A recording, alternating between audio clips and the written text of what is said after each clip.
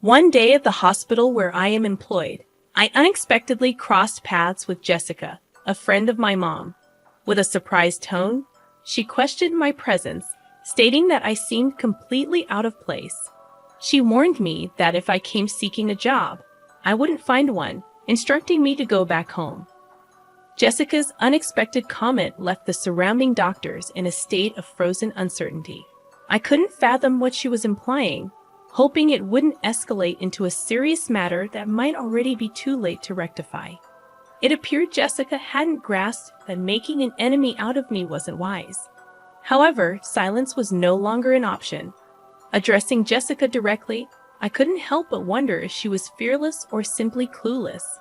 With a perplexed look, as if she didn't comprehend the meaning at all, she responded, "Huh.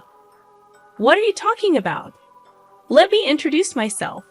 I am Emily, a 35-year-old mother with an active 7-year-old daughter and a mischievous 1-year-old son. My husband, John, is 2 years younger than me and works diligently as a nurse at the general hospital, caring for patients. I had a job too, but after the birth of our second son, I am currently enjoying maternity leave. Our family recently moved from a cramped 2-bedroom apartment to a second-hand house, bought with a loan. Despite its age, the house has a charming appeal, with a spacious garden for the kids and a soothing view from the rooftop balcony. There's also a lush park nearby where our family spends weekends, turning it into our weekend paradise. The story of Jessica and me began when our daughters, of the same age, started playing together in the park. Jessica, a surgeon at the same hospital where John works, wore designer clothes, and her daughter followed suit in renowned brands. Excited by the coincidence, she expressed a desire to meet my husband, leading to a planned tea gathering at our house. However, upon Jessica's arrival, she displayed blatant rudeness, appraising our belongings and questioning the history of our house. Her impertinent remarks continued during tea, questioning John's choice of being a nurse and suggesting financial instability. Each word cut deep, leaving us at a loss for words. After she left, I apologized sincerely to John for the uncomfortable experience. Concerned, I contemplated keeping some distance from Jessica in the future. John reassured me with a warm smile, suggesting that while it's good to make connections with neighborhood moms, it might be best not to get too involved with Jessica. As time passed, our family experienced new changes. After giving birth to our second son and celebrating his first birthday, I contemplated returning to work. With John's parents providing support with the kids, I found myself with some spare time at the hospital where my husband works, enjoying a hot coffee at the hospital cafe. I heard a familiar voice from behind. It was Jessica. "Oh my, isn't that Emily? It's been such a long time." "Hello, Jessica. How have you been?" "Good. What brings you here today? Are you here to see John?" I inquired. "Yes, just some errands. Maybe a job interview or something. It must be tough on just John's income, right?" Her words dripped with sarcasm, and she grinned smugly. Wanting to avoid a troublesome conversation, I responded lightly, "Well, something like that." However, Jessica continued probing with a searching gaze. "This hospital has various stores, right? So where are you working part-time? At the convenience store? Or maybe the restaurant?" After a brief silence, I curtly replied, "Sorry, it's about time for my appointment." I left the keg quickly, moving swiftly through the hospital. I took the elevator to the top floor, heading to the director's office for an important job consultation. After about an hour of discussion, I made my way to the large auditorium of the university for my next appointment.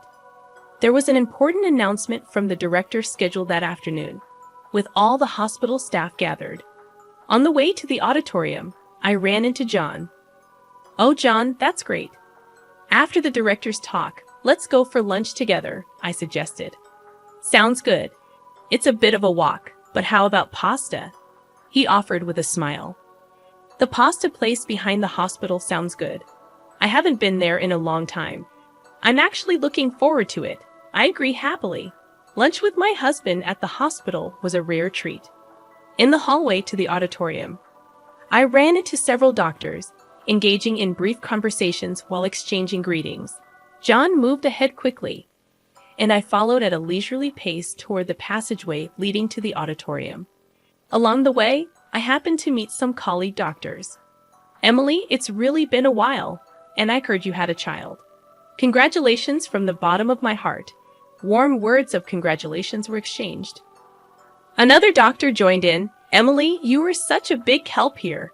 We've been in quite a stir since you left," he said with a laugh, hinting at the struggles.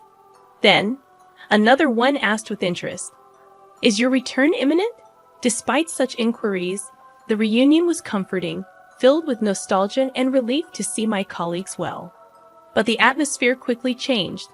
Jessica suddenly appeared and asked curiously, "Emily, why are you here? Are you heading to the auditorium by any chance?" "Yes, that's right. I have some business," I responded modestly yet clearly due to the presence of several colleagues. But Jessica's questions only grew.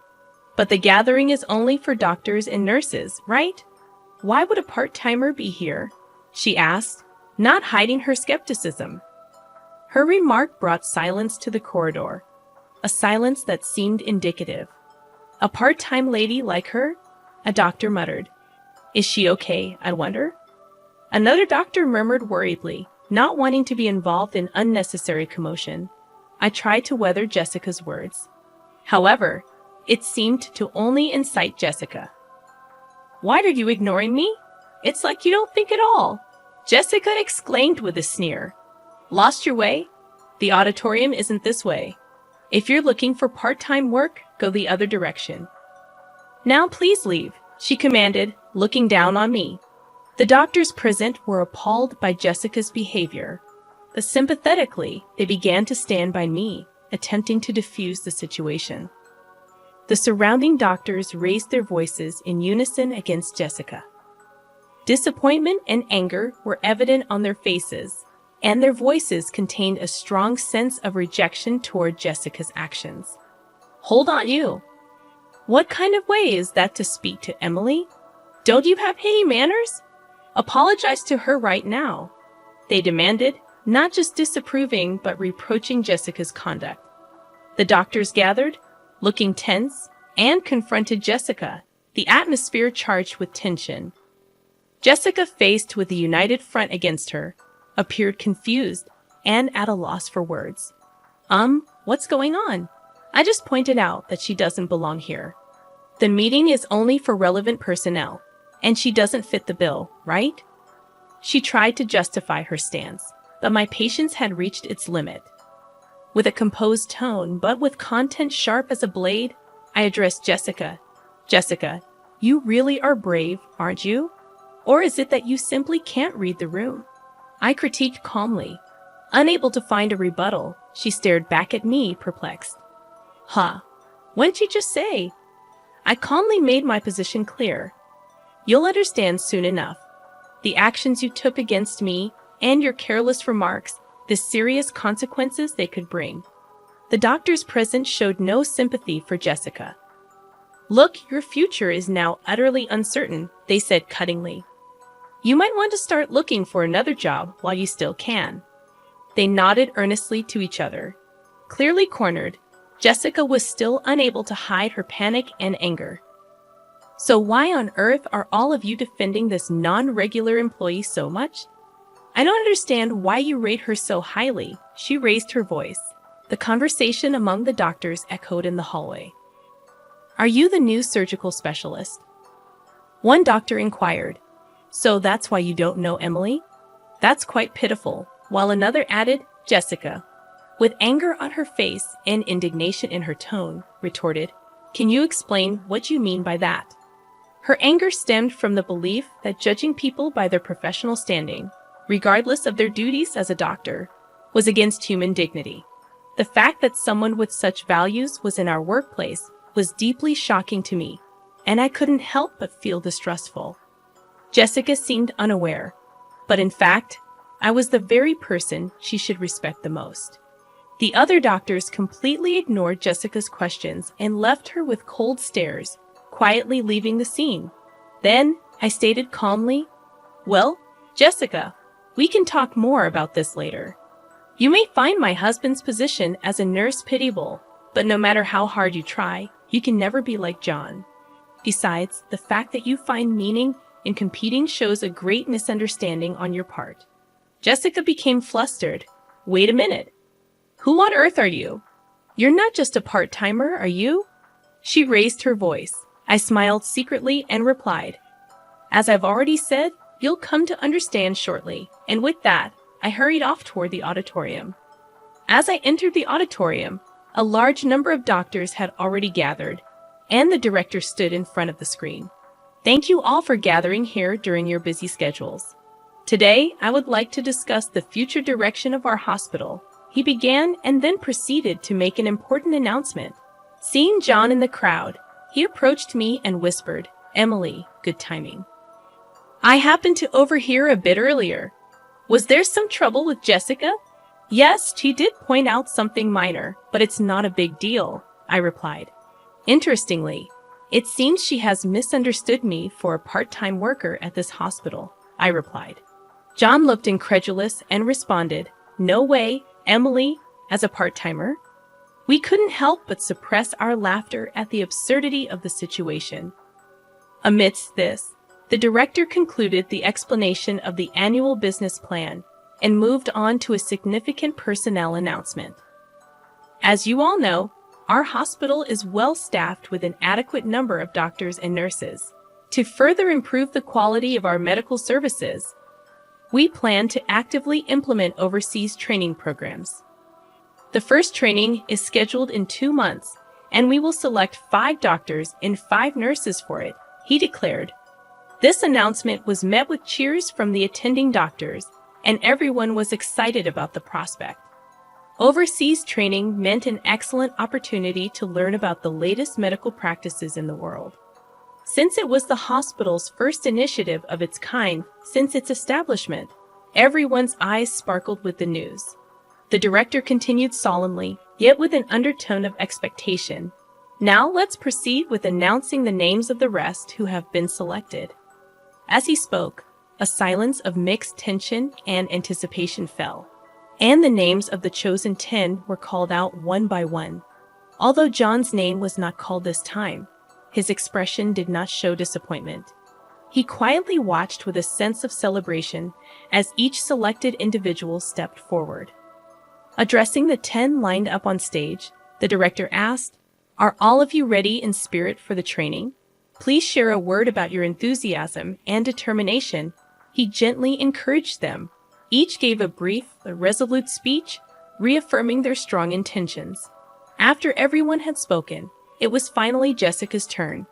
With proper decorum, yet confidently, she said, "I am truly grateful for this valuable opportunity for training.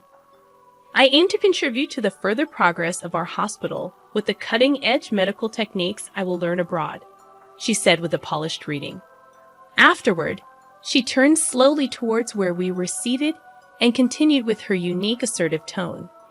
"However, this hospital has inexperienced nurses who continue to fail the national exam and impudent individuals who attempt to attend medical conferences despite being non-regular staff. I intend to improve and transform all these aspects." Jessica's provocative declaration changed the atmosphere of the venue, and the looks directed at her turned icy. Her words highlighted the hospital's tensions and how dangerous youthful overconfidence can be, especially the director's sharp gaze seemed to freeze the room, adding significant weight to the situation. The director, maintaining his composure, asked, "Jessica, that was about those 2 sitting there, wasn't it?" His smile was calm yet did not reach his eyes. "You said there were unsuitable people mingled in here, right?" Confidently nodding, she answered, "Yes, exactly. There are those unfit for this noble assembly," she answered with conviction, remaining composed. The director responded, "Street Emily, could you come forward, please?" With this unexpected invitation, I, who had been merely an observer, suddenly found myself at the center of attention. Confused and starting to lose her confidence, Jessica questioned, "Why? Why are you calling her name?" She struggled to grasp the situation, and the director, showing disappointment towards Jessica, said with a quiet voice, "Jessica, I am disappointed in you. Emily, please introduce yourself to everyone." Taking a deep breath, I recounted the beginning of my career, important milestones, and my temporary step back to become a mother. I continued, "Hello, everyone. It's been a while. I am Emily, the chief of the medical department. I apologize for any inconvenience my maternity leave may have caused, but I will be resuming my duties next month. I look forward to working with you all again." Jessica's voice couldn't hide her surprise. "Wait, she's the chief of the medical department?" Her eyes searched the room for confirmation. Indeed, as the head of the medical team, I had taken a 2-year parental leave to birth and raise my first son. The director, affirming the truth, added quietly, "By the way, Emily is my daughter." His words resonated in the room with undeniable clarity, defining the reality of the situation.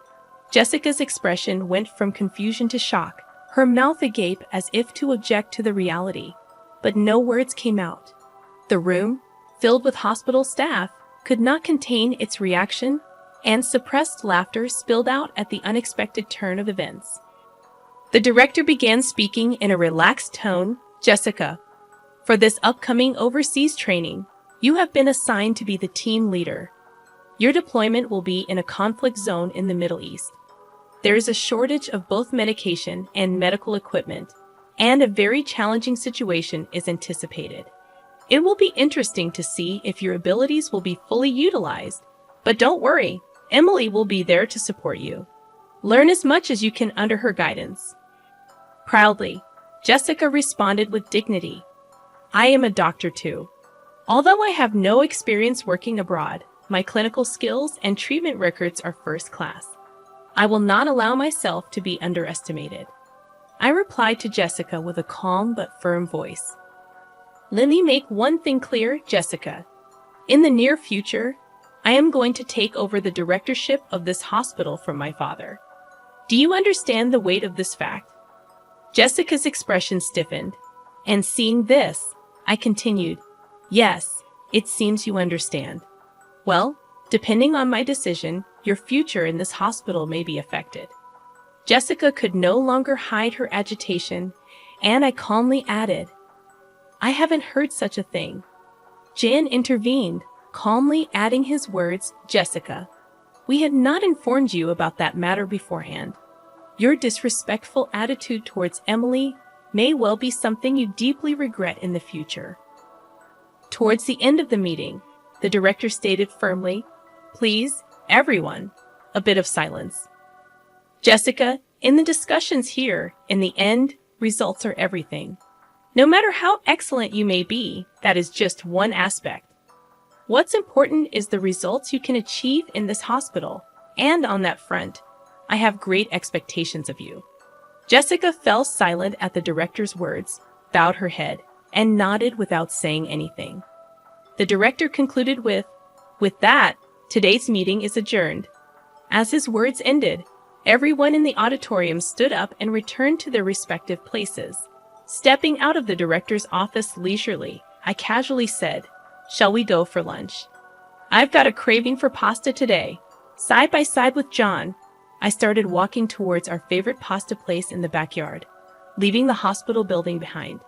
As we were about to pass the small smoking area set up behind the hospital, I spotted Jessica, who appeared to be deep in thought, taking a drag of her cigarette. The moment our eyes met, Jessica awkwardly looked away. At that instant, a sudden event caught our attention. A loud crash sounded, and right before our eyes, a car had rear-ended another in an accident. Jen and I sprang into action immediately. The area was nearly deserted, so it was crucial for us to move quickly to help. "Are you okay?" John called out with concern and quickly checked on the people involved in the accident. One was the driver in the car that was hit, and the other was a pedestrian who happened to be walking by. Jessica also rushed to the accident scene, following us, but seemed overwhelmed by the chaos. Acting on her medical instincts, I began to give directions. John, quickly get that man into a safe position and check his pulse. Jan moved promptly, following my instructions and beginning his actions. As an emergency nurse, John had been granted special opportunities to accumulate frontline medical experience, including attending surgeries conducted by me. I had trained him rigorously, and he had developed exceptional practical skills. I then directed Jessica with calm and clarity. Jessica, check if that elderly person is bleeding and assess their level of consciousness. However, Jessica seemed paralyzed by the seriousness of the situation, standing still without moving. My voice grew firmer as I insisted, Jessica, do you understand what I'm saying? Please respond quickly.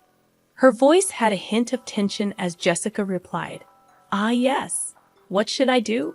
Her panic was evident, and instead of helping, it seemed to add to the confusion at the scene. I rebuked Jessica firmly yet patiently. Don't you know what to do in an emergency? I doubt you're even a surgeon. Jessica responded with an attitude that could be perceived as anger, saying, That's not true. There's nothing I can't do. However, her actions, though active, clearly lacked effective measures, and she was just bustling about the scene. I then looked to John. John, could you measure that elderly person's blood pressure and make sure there's no bleeding? I gave the orders with composure. John promptly replied, Understood, and began to prepare for controlling the situation. The accident scene began to regain some order with a swift response from me and Jan. John spoke to Jessica with an unusual sternness. Jessica, come over here and help, he directed. Jessica complained. What do you mean? A nurse asking for such a thing? But John cut her off. This is no place for someone who can't do anything. If you're not going to be of help in this critical moment where lives are at stake, please step back, he said decisively. Jessica was at a loss for words and stepped back from the scene silently. John reviewed the situation and reported to me, the vitals are stable, but there might be internal damage. We should conduct a thorough examination as soon as possible. As professionals, they demonstrated readiness to collaborate with other medical staff around them, doing their best for the patients. I directed the response with a steady demeanor. Let's begin the procedures then. The driver over there seems to be disoriented, but I don't see any serious symptoms. Let's move him out of here. I then turned to Jessica. Could you please call an ambulance on your cell phone? Despite my words, Jessica stood frozen, unable to move. I addressed Jessica with suspicion. Jessica, I'm speaking to you. Do you hear me? Jessica seemed confused, hesitatingly murmuring, what's the number for the ambulance again? Jan intervened. Just give me that phone. He stepped in and took over, arranging for the ambulance. About 5 minutes later, police and fire department personnel arrived, and the once chaotic accident scene started to be sorted out gradually. People gathered, including doctors, department heads, medical students, and even professors.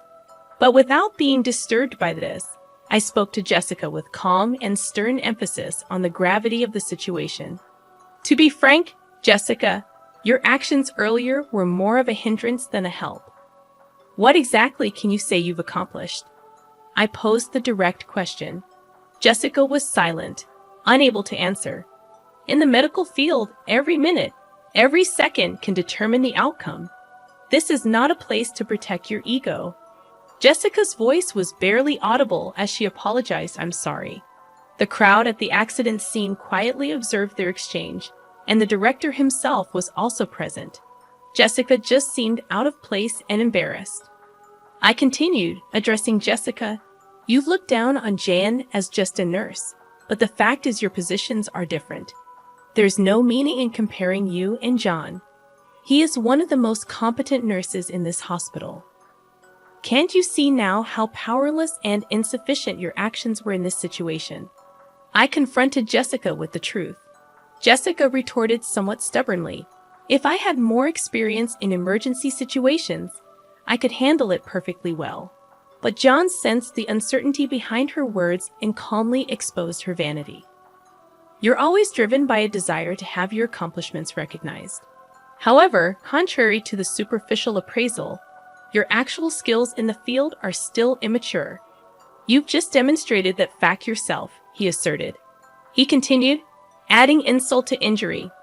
You say you'll gain experience in emergency treatment in the future, but this moment is also a practical situation.